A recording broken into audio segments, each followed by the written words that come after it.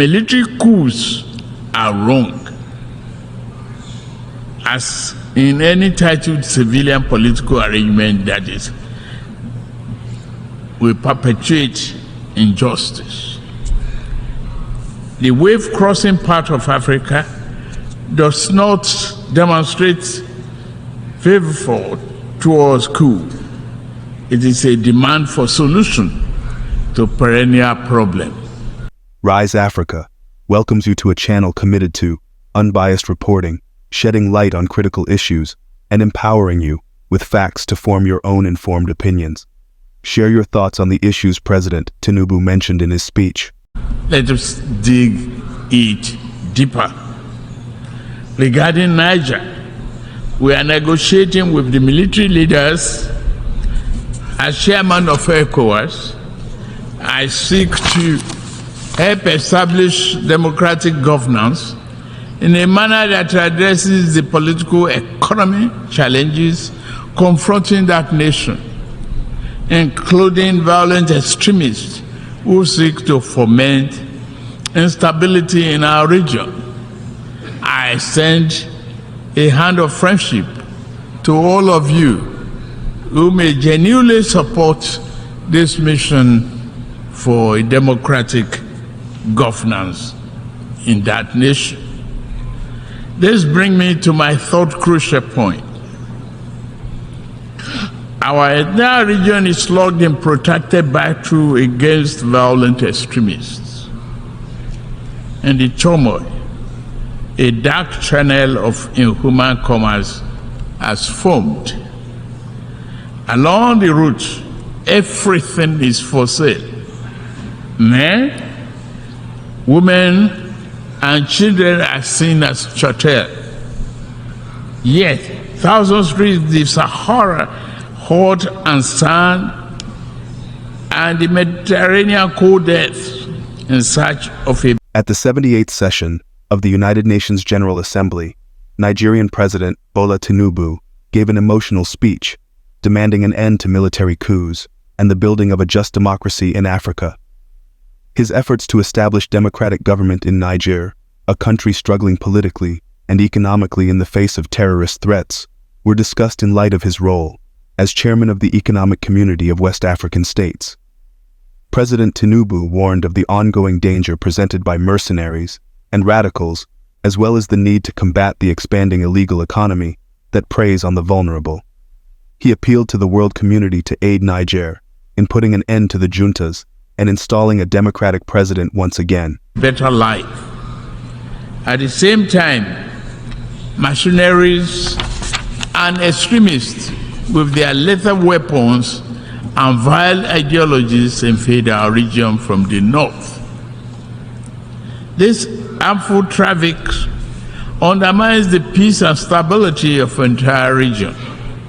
African nation will improve our economics so that our people do not risk their life to sweep the floors and streets of other nations. We also shall devote ourselves to disbanding extremist groups on our turf. Yet, to fully contain this threat, the international community must strengthen its commitment to arrest the flow of arms and violent people into West Africa. The fourth important aspect of this global trust and solidarity is to secure the continent's mineral-rich areas from plundering and conflicts. Many such areas have become catacombs of misery and exploitation. The Democratic Republic of Congo has suffered this for decades, despite the strong UN presence there. What happened? The world economy owes the Republic of Congo much but gives her very little. The mayhem visited on resource-rich areas does not respect national boundaries. Sudan, Mali, Burkina Faso, Central African Republic, and the list grow on and on and on. The problem also knocks at Nigerians' door. Foreign entities abetted by local criminals who aspire to be petty warlords have drafted thousands of people into servitude to illegally mine gold and other resources. Billions of dollars meant to improve the nation's economy now fuel violent enterprises. If left unchecked, they will threaten peace and place national security at a grave danger. Given the extent of this injustice and the high scales involved, many Africans are asking whether the phenomenon is by accident or by design. Members' nations must reply by working with us to deter their farms and nationals from the 21st century pillage of continent riches. Fifth, climate change severely impacts Nigeria and Africa. Northern Nigeria is honored by desert encroachment, hounded from the north. All our arable lands. Our south is pounded by the rising tide of coastal flooding and erosion. In the middle, the rainy season brings flood that kill and displace multitudes. As I lament death at home, I also lament the grave loss of life in Morocco and Libya. The Nigerian people are with you. Please note that. African nations will fight climate change, but must do so on fair and just terms. To achieve the need popular consensus, this campaign must accord with overall economic efforts. In Nigeria, we shall build political consensus by highlighting remedial actions which also promote economic good. Projects such as Green Wall to stop desert encroachment, halting the destruction of our forests by mass production and distribution of gas burning stoves, and providing employment in local water management and irrigation projects are examples of efforts that equally advance both economic and climate change objectives. Continental efforts regarding climate change will register important victories if established economies were more forthcoming with public and private sector investment for African preferred initiatives.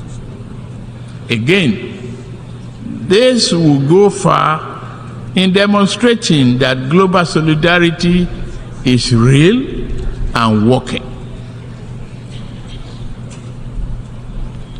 As I'm about to close, let me emphasize Nigeria's objective accord with the guiding principles of this world body: peace, security, human rights, and development.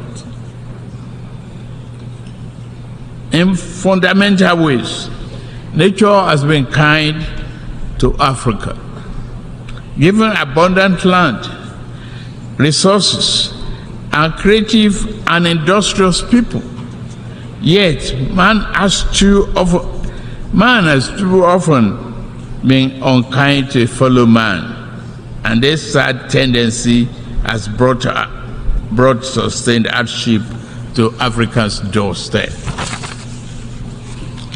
To keep faith with the tenets of this world to this body and the theme of this year's assembly, the poverty of nations must end. The pillage of one nation's resources by overreach of firms and people of stronger nations must end.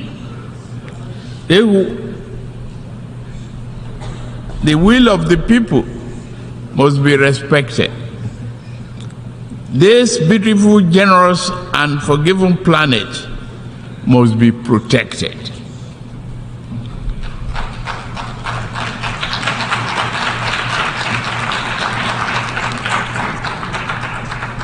As for Africa, we seek to be neither appendage nor patron. We do not wish to replace old shackles with new ones.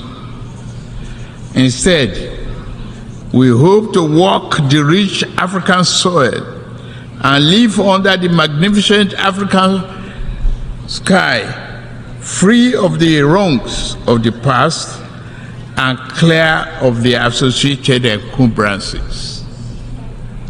We desire a beautiful, prosperous, vibrant, democratic living space for our people, where we do it. To the rest of the world, I say, work with us as true friends and partners. Africa is not a problem to be avoided, nor is it to be pitied. Africa is nothing less than the key to the world's future. I thank you for listening.